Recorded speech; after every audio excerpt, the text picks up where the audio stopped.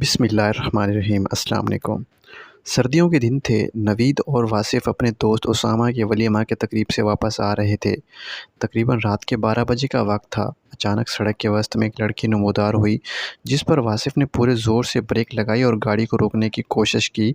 گاڑی کی سپیڈ زیادہ نہ تھی، جس کی وجہ سے وہ کسی انتہائی نقصان سے بچ گئے۔ البتہ لڑکی گاڑی کی سائیڈ بمپر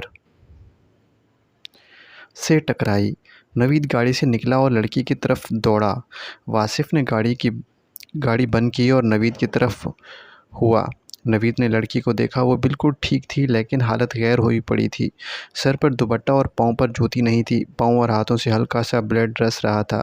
پسینے میں شرابور تھی، شاید کسی سے دوڑ کر بھاگ کر آ رہی تھی۔ نوید نے واصف کو پانی پلانے کا کہا اور اس لڑکی کے اوپر چھڑکا تاکہ اسے ہوش آ جائے۔ جیسے لڑکی ہوش میں آئی، وہ زور سے چلانے لگی، "مجھے چھوڑ دو، مجھے جانے دو۔" وہ شاید لڑکی صدمے میں مبتلا تھی، جس کی وجہ سے وہ بھوکلاہٹ کا شکار تھی۔ واصف نے تسلی دیتے ہوئے کہا کہ آپ گھبرائیں نہیں، ہم آپ کو کچھ نہیں کہیں گے۔ نوید نے بھی اسے نرمی سے سمجھانے کی کوشش کی، "آپ پریشان نہ ہوں، ہم آپ کے محافظ ہیں۔" لڑکی کے بولنے کے انداز سے پڑھی لکھی فیملی کی معلوم ہو رہی تھی۔ واصف نے گاڑی سے شال نکال کر اسے اوڑھنے کی دی۔ لڑکی نے فوراً شال لی اور بدن چھپایا۔ لڑکی اب کچھ نارمل محسوس کر رہی تھی۔ نوید نے پوچھا، "آپ کہاں سے آ رہی ہیں اور کہاں جانا چاہتی ہیں؟" اس سوال پر لڑکی رونے لگی۔ نوید نے کہا، "روئیں نہیں، اپنا پتہ بتائیں یا کسی اپنے کا پتہ بتائیں تاکہ گھر والوں کو اطلاع دے سکیں۔" لڑکی زاروں قطار روئے جا رہی تھی اور کسی سوال کا جواب نہیں دے پا رہی تھی۔ واصف نے نوید سے کہا، "انہیں گھر لے چلتے ہیں، وہاں امی ہوں گی تو شاید یہ کچھ بتا دے گی۔"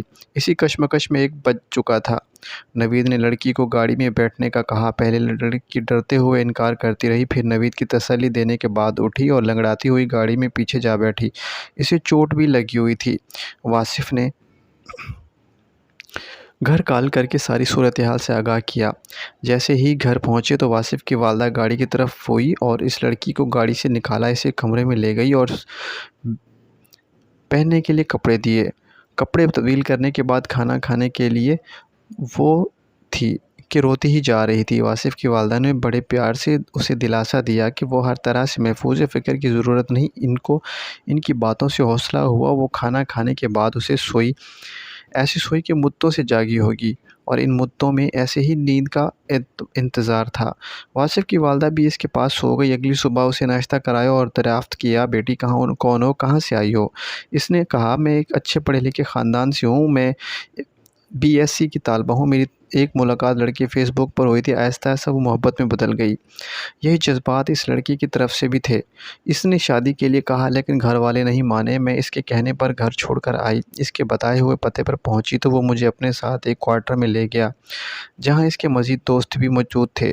وہاں پہنچ کر مجھے اس کے گھٹیا اور دردناک سے بھرے جذبات کا علم ہوا، جو سن کر میں بالکل بکھر گئی۔ وہاں سے میں بھاگنے میں کامیاب رہی، البتہ مجھے گھر واپس جانے کا راستہ معلوم نہیں تھا۔ اسی اثنا میں لڑکا اور اس کے دوست میرے پیچھے آئے۔ میں بچ نکل کے راستے خاردار جھاڑیوں سے بھاگتے ہوئے میں مین روڈ پر پہنچی، جہاں آپ کے بیٹے کی گاڑی سے ٹکرا گئی۔ آنسوؤں کا سمندر اس کی آنکھوں سے جھلک اٹھا۔ واصف کی والدہ نے اسے سینے سے لگایا اور تسلی دیتے ہوئے کہا کہ بیٹا، خدا کا شکر ادا کرو، تمہاری رحمت قائم ہے۔ اپنے کسی عزیز کا نمبر دو تاکہ ان کو تمہاری موجودگی کی اطلاع دے۔